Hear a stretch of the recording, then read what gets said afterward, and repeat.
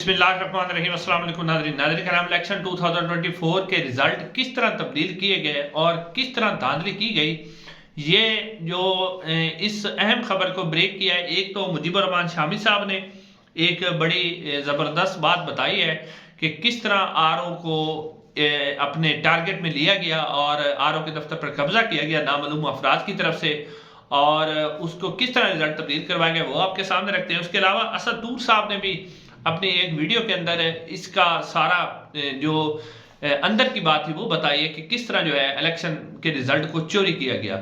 उसके बाद नाज़रीन मोहसिन दावड़ साहब को गोली किसने मारी है वो भी आपके सामने रखेंगे, और साथ साथ यूसुफ रज़ा गिलानी साहब का जो रिजल्ट था वो भी तब्दील हो गया है या होता हुआ नजर आ रहा है, उसकी क्या तफसीलात वो आपके सामने रखते हैं। नाज़रीन अगर आप मेरे चैनल पर नए हैं तो चैनल को जरूर सब्सक्राइब कर दें।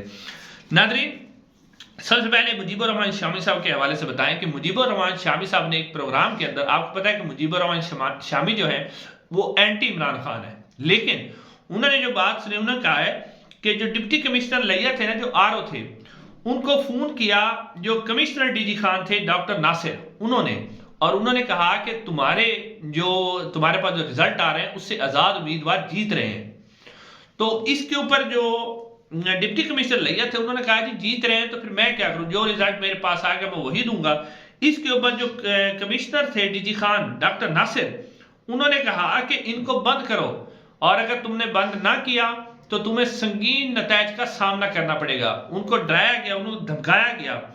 उसके बाद जो है जो डिप्टी कमिश्नर लिया थे उन्होंने जो सेक्रेटरी हैं उनको फोन किया और कहा कि मुझे इस तरह से धमकाया जा रहा है।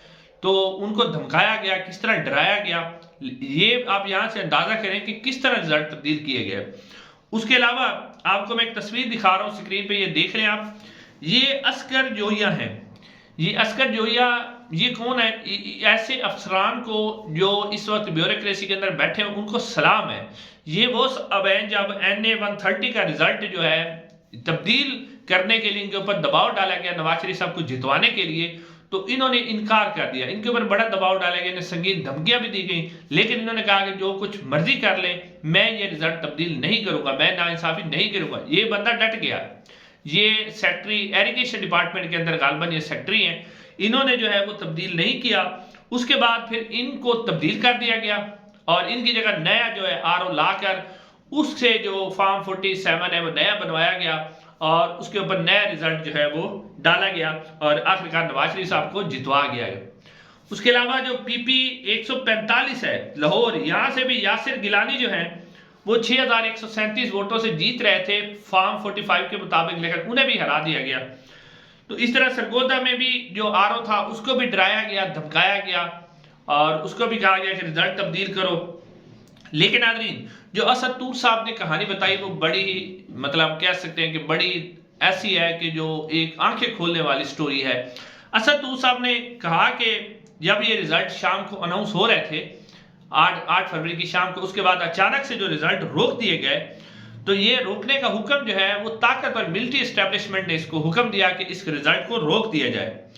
और उससे जब ये रिजल्ट रोकने का हुक्म आया तो उससे पहले जो प्रिजाइडिंग अफसर थे मुख्तलिफ जो पोलिंग बूथ के ऊपर होते हैं वो फॉर्म 45 जो है वो दे चुके थे, यानी जो पोलिंग एजेंट्स तो उन्होंने फॉर्म 45 उन्हें दे दिया था। ऊपर से हुक्म आया तो जनाब जब वो प्रिजाइडिंग अफसर अपने वोट और बक्से लेकर जब आरओ के दफ्तर में गए तो आरओ के दफ्तर के ऊपर नामालूम अफराद ने कब्जा कर लिया।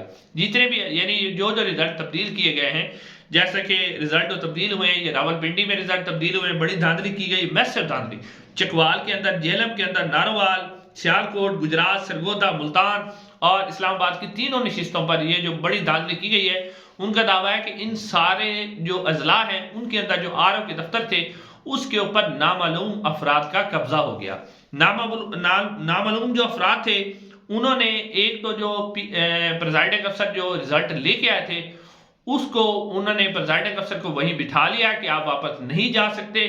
जो पहले वाले फॉर्म 45 थे प्रिजाइडिंग अफसरान के पास, उनको वो नामालूम अफराद ने अपने पास रख लिया और उसके बाद नए जो फॉर्म 45 है वो तैयार करवाए गए, बाकायदा तौर पे नए सिरे से तैयार करवाए गए और उनके ऊपर जो है नई, यानी जहां पर पहले जो है कोई उम्मीदवार जीत रहा था उसके 560 वोट थे, तो वो हारने वाला जो था उसके खाते में डाल दिए और हारने वाले जो जीतने वाले खाने में डालकर नए तरह से फॉर्म 45 तैयार करवाए गए और उन प्रिजाइडिंग अफसर को बिठाया गया। उससे सारे हल्के के जो फॉर्म 45 थे उन प्रिजाइडिंग अफसरान से उनके ऊपर दोबारा दस्तखत करवाए गए और उसके बाद जो फॉर्म 47 था वो नया तैयार हुआ और नया रिजल्ट बनाया गया। और उसके बाद सिर्फ यहाँ तक बात नहीं रही, आपने मुख्तलिफ वीडियोज भी देखी हैं जिसमें ठप्पे लगवाए गए। तो ये असद तूत साहब का कहना है कि उसके बाद जब रिजल्ट तब्दील करवाया गया तो नया जो फॉर्म 45 था उसके मुताबिक, क्योंकि वोटों की तादाद तो पहले कम थी, तो बाकायदा तौर पर नए बैलेट पेपर लिए गए, उनके ऊपर ठप्पे लगाए गए। ठप्पे लगाने के बाद वो वाले बैलेट पेपर जो हैं वो दोबारा से उन डब्बों के अंदर डाले गए, यानी कि जो वोट नए डाले गए थे क्योंकि उनकी तादाद तो कम थी तो उनको ठप्पे लगाकर नए वोट जो हैं वो उस वक्त डब्बों के अंदर डाले गए ताकि अगर बाद में छानबीन होती है तो उतने वोट मौजूद हों जितने टेम्पर करके जो है बनाया गया है। अब नाज़रीन, अब तक की जो सूरत हाल है उसके मुताबिक जो है इस वक्त पाकिस्तान तहरीक इंसाफ के जो हिमायत याफ्ता आज़ाद उम्मीदवार हैं वो तकरीबन 100 तक पहुंच चुके हैं। उसमें से 5 या 6 ऐसे बंदे जो वाकई आज़ाद है, बाकी सारे पाकिस्तान तहरीक इंसाफ के बैकअप में। और मुस्लिम नून के पास है 71 नशिस्तें और ये 71 नशिस्तें उन्हें दिलवाई गई हैं।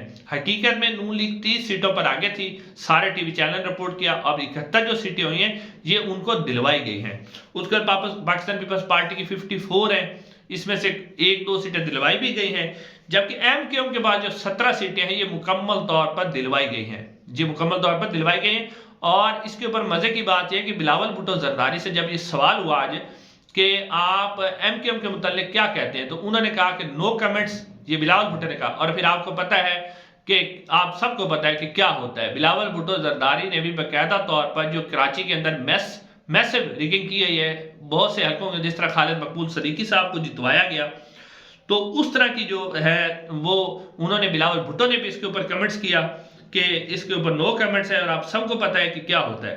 तो नाज़रीन, ये जो इस तरह की सारी सिचुएशन है ना, सारे हल्के जैसे मैंने आपको पहले बताया कैसरा इलाही वाला हल्का जो गुजरात के अंदर, उसके ऊपर भी मैसिव रिगिंग हुई। अब कैसरा इलाही वाले के ऊपर जो है इलेक्शन कमीशन ऑफ पाकिस्तान ने दोबारा गिनती का हुक्म दे दिया है और उसने कहा है कि जो पोलिंग एजेंट्स हैं उनकी मौजूदगी में की जाए।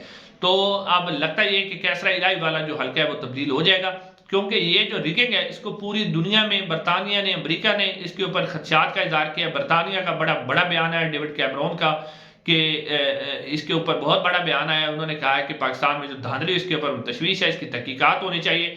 तो अब क्योंकि ऊपर से प्रेशर आया तो फिर ये कर रहे हैं। उसके बाद अगली खबर जो है वो यूसुफ रज़ा गिलानी साहब के हवाले से।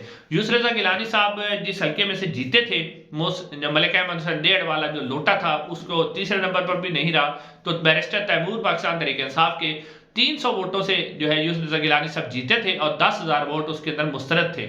अब नाज़रीन, उसके ऊपर खबर यह है कि यूसुफ रज़ा गिलानी साहब ने बाकायदा तौर पर बैरिस्टर जो तैमूर है उनको बुलाया है और उन्हें कहा कि आप RO के दफ्तर में आए और हम दोबारा गिनती करते हैं, अगर आप जीत जाते हैं तो हम रिजल्ट को तस्लीम करेंगे। नाज़रीन, अब एक तो यूसुफ रज़ा गिलानी को शायद ये मालूम होगा कि अगर ये अदालत के अंदर बात जाती है तो ये रिजल्ट तब्दील हो जाना है, तो अगर नहीं भी है तो यूसुफ रज़ा गिलानी साहब ने ये जो बड़ा फैसला किया है उसके ऊपर आप समझ सकते हैं कि ये बहुत बड़ा फैसला है उनका। ये उन्होंने बड़ेपन का इजहार किया है और एक जमहूरी लीडर का इजहार किया है कि जमहूरियत पसंद लीडर के, कि वो अपनी शिकस्त को तस्लीम कर रहे हैं। तो अब जो ही दोबारा गिनती होगी 10,000 जो मुस्तरद वोट है उससे बैरिस्टर तैमूर जीत जाएंगे। इसी तरह ये जब सिलसिला शुरू होगा उसके बाद सलमान अकरम राजा, कैसरा इलाही वाली, मेहरबानो कुरैशी, उसके अलावा जो है जो अटक के अंदर कुछ नशिस्तें जो दिलवाई गई हैं वो इस्लामाबाद की तीनों नशिस्तें, रावलपिंडी में मैसिव रिगिंग हुई है, रावलपिंडी के अंदर राजा बिशारत और बहुत सी जो सीटें हैं, हनीफ अब्बासी वाली नशिस्त है, इसके ऊपर मैसिव रिगिंग हुई है और किस तरह इसके ऊपर कब्जा कर दिया गया।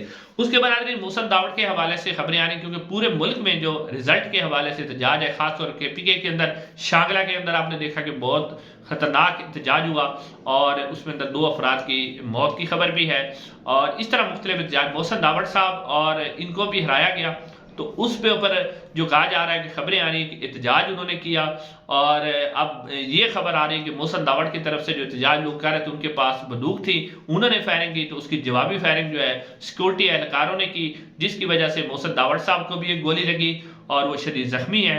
इस हवाले से भी मजीद खबरें नहीं आ रही, लेकिन एहतजाज जो है पाकिस्तान तहरीक इंसाफ भी कर रही है और बाकायदा तौर पर उन्होंने आज ऐलान भी किया है कि हम कल एहतजाज करेंगे। नाज़रीन, अब 3 दिन गुजरने के बावजूद इस वक्त भी कौमी असम्बली की 11 नशिस्तें जो है उनका रिजल्ट वापस अभी तक नहीं दे सका इलेक्शन कमीशन ऑफ पाकिस्तान, और कोई तवज्जो भी इसकी जो तवज्जी है वजह है वो भी पेश नहीं कर सका किसकी। नाज़रीन, चैनल को जरूर सब्सक्राइब कीजिएगा। इंशाल्लाह अगली वीडियो में मुलाकात होगी। अस्सलाम वालेकुम।